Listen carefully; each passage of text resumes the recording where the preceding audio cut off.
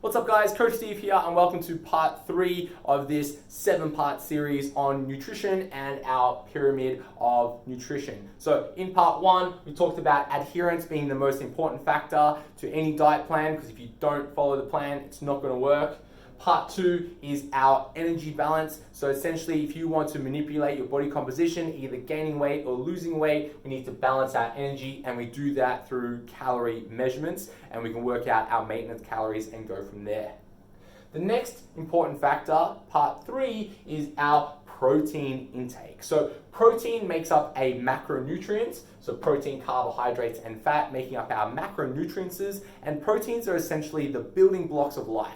So they do everything, well, most things in your body. They create cells in your body, they create hair in your body, they create collagen, they create your nails, they help with immune function, brain function, digestive functions, and even act as neurotransmitters to help your nerves fire. So essentially, we need protein with a capital N-E-E-D, need protein so that we can be sufficient as humans. Now, when we are going through a body manipulation process or changing our body composition, protein becomes even more important because we start to utilize protein's thermogenic effect, and we start to utilize protein's satiety effect, as well as maintaining our muscle mass so that we can maintain our basal metabolic rate. So protein, important factor.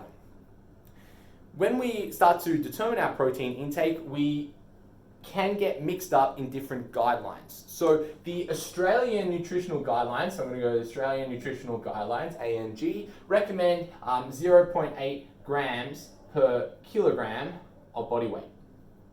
There we go, body weight. Okay, so that's the Australian Nutritional Guidelines. So using an example of, let's say me, I'm 100 kilos. If I was to work out my protein intake from the Australian Nutritional Guidelines, I would want, 80 grams of protein per day. So per day. Now, the Australian Nutritional Guidelines are really based around optimal health outcomes just for the general population person. And you're not a general population person. So these people that we determine this number from are people who are quite sedentary, maybe have some light activities, but we are trying to change our body composition for the better and to improve our muscle so that we are training hard, we're doing resistance training, we're probably doing some cardiovascular training, we are doing some more intense training. So we need to start looking at sports nutrition. So we need to move away from a simple guideline and look at sports nutrition. So depending on the study that you're looking at, and there's a big guideline that we follow, the ISSN guideline, the International Society of Sports Nutrition, and they recommend, so we're going to go ISSN, and they recommend anywhere from about 1.6 to 2.2 or even 2.4 grams per kilo of body weight. Now, this is a large number because there's lots of different studies that show different things depending on what protocol they showed. And even this number goes upwards to 3 grams per kilo of body weight. So then if we look at this number, I'm going to be looking at maybe 160 to, let's say about 240 grams per kilo of body weight according to the ISSN.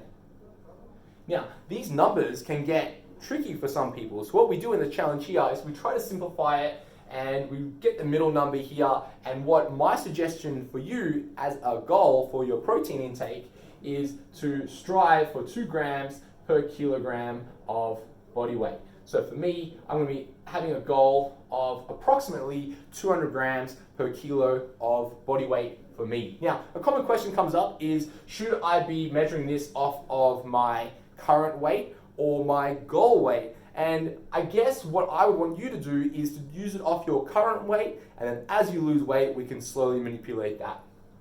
I think this bigger number here has a lot of variances. So if I was 100 kilos and then I wanted to weigh, let's say 80 kilos, I wanted to lose 20 kilos of body weight, which is quite large, take a lot of time. Here the difference would be 200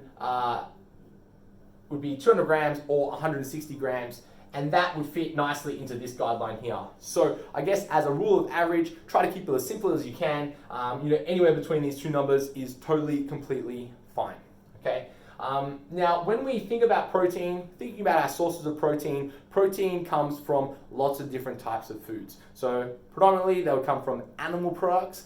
They also come from lots of different plant products such as beans and nuts, legumes, even lots of vegetables have high amounts of protein in them. So we're essentially getting enough protein through a normal Western diet to be hitting around this number here. So if you're concerned about your protein intake, chances are if you're having 3 square meals a day with a protein source in every single meal, you'll be reaching this number here.